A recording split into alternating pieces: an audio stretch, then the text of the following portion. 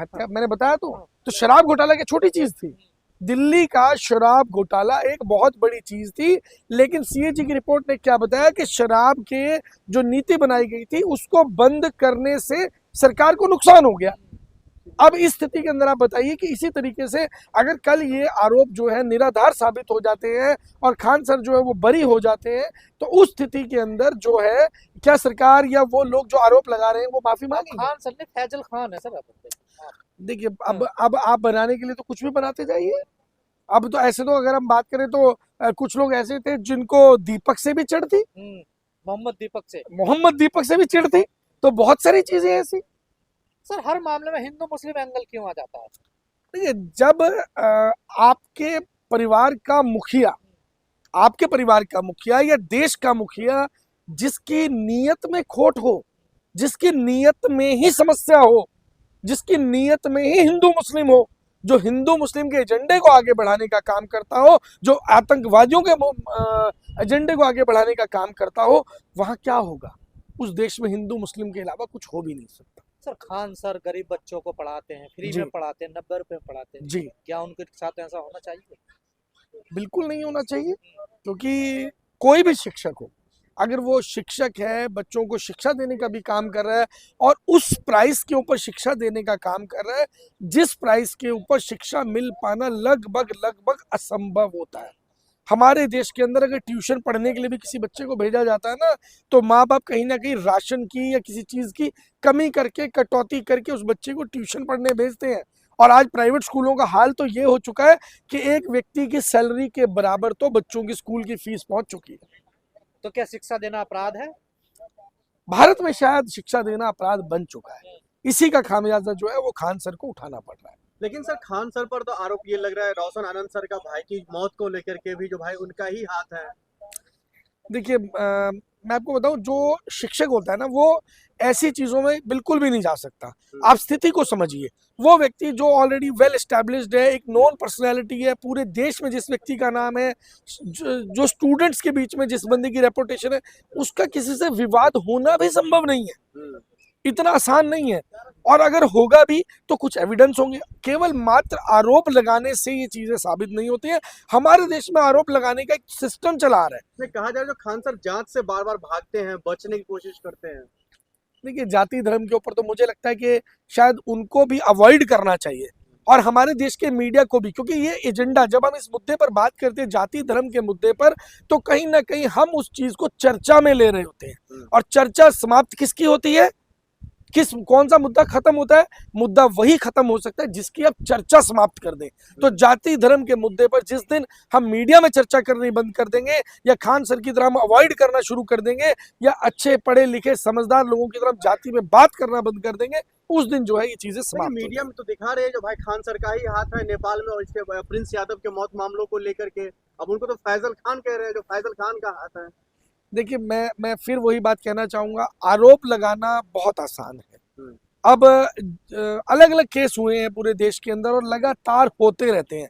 आप ये मानिए राम रहीम को तो जो है वो पैरोल मिल जाती है, और कई ऐसे आरोपी हैं जो उन्नाव के कुलदीप सिंह सेंगर है, उनको जो है वो जमानत पे बाहर लाने की तैयारी हो जाती है। बिल्किस बानो के जो बलात्कारी हैं उनको एक पवित्र आचरण के चलते बाहर निकाल दिया जाता है। तो हमारे देश के अंदर जो चीजें हो रही हैं, मुझे ऐसा लगता है कि पूरे सिस्टम को ठीक करने की जरूरत है कहीं। लेकिन ये पढ़ाने के नाम पर गिरोह चलाने का कामकाज कर रहे हैं ना खान सर। भाई आपने ना बहुत सारी चीजें सुनी होंगी, टूल किट शब्द भी सुना होगा, अलग अलग चीजें सुनी होंगी। यहाँ पर ना एक्चुअल में हमारे देश के अंदर केवल सत्ता में बैठे रहने के लिए, कुर्सी से चिपके रहने के लिए जो चीजें चल रही है ना, कुर्सी नहीं छोड़नी, क्योंकि कुर्सी का मोह इतना ज्यादा है, कुर्सी का लालच इतना ज्यादा है, कुर्सी से जो उनको मिलता है वो इतना ज्यादा है कि कुर्सी छूटने का भय पैदा हो चुका है। खान सर के साथ हैं? पूरा देश उनके साथ है, पूरा देश कहाँ साथ है? उनको तो फरारी बताया रही मीडिया, फरारी टीचर। कौन सी मीडिया? अरे ये वही वाली मीडिया है जो रात को जा करके मोदी जी के तलवे जीभ से चाटती है। मैं उस गोदी मीडिया की बात, केस हो जाएगा आपके ऊपर। अरे करने दो ना, देख लेंगे ना। जिसका कोई मान होता है उसकी हानि होती है, जिसका कोई मान नहीं होता उसकी कोई हानि भी नहीं होती। लेकिन रोशन सरकार नार्को टेस्ट होना चाहिए। तो करवा लो भाई। ये सब चीजें देखो, मैं आपको फिर बता देता हूँ कि षड्यंत्र के तहत अगर कुछ करना होता है ना, तो बहुत सारी चीजों का नैरेटिव बनाया जाता है देश में। अगर मान लो अंबुजा सीमेंट की फैक्ट्री साहब के मित्र को खरीदनी थी, तो अंबुजा सीमेंट को पहले बदनाम किया जाता है, उसकी इंडस्ट्री को बंद करवाया जाता है, बिजली काट दी जाती है, अलग अलग चीजें कर दी जाती हैं, ताकि नैरेटिव बन जाए कि भैया वहाँ प्रोडक्शन नहीं हो रहा, लेबर परेशान है, वो अरेंजमेंट नहीं कर पा रहे, बिजली का बिल नहीं भर पा रहे। तो फाइनली क्या होता है, मोदी जी के मित्र ने वो कंपनी खरीदनी थी, क्या वो खरीद ली, तो वो सब कुछ अवेलेबल हो गया, सब कुछ नॉर्मल हो गया। तो इसी तरीके से हर चीज का नैरेटिव सेट किया जाता है। तो जब वो नैरेटिव बन के तैयार, अब अरविंद केजरीवाल जी को एक राक्षस बताया गया कि शराब नीति में पता नहीं सब कुछ खा गए, पूरी दिल्ली को शराबी बना दिया, हर घर में लोग, मैं कहता हूँ कि बच्चे भी शराब पीने लग गए, ऐसा बना दिया माहौल। और निकला क्या, शराब नीति एक बेहतरीन पॉलिसी निकल के साबित हुई, जिसमें बाइज्जत अरविंद केजरीवाल जी, मनीष सिसोदिया, संजय सिंह, सभी लोग बाइज्जत बरी हुए। तो खान सर मुसलमान है, ये भी इसलिए भी निशाना बनाया जा रहा है। देखिए, खान सर मुसलमान है या वो मुस्लिम शब्द यूज कर रहे हैं नाम, वो मैटर नहीं करता है। मैटर करता है कि कौन व्यक्ति, उसकी इंसानियत क्या कहती है।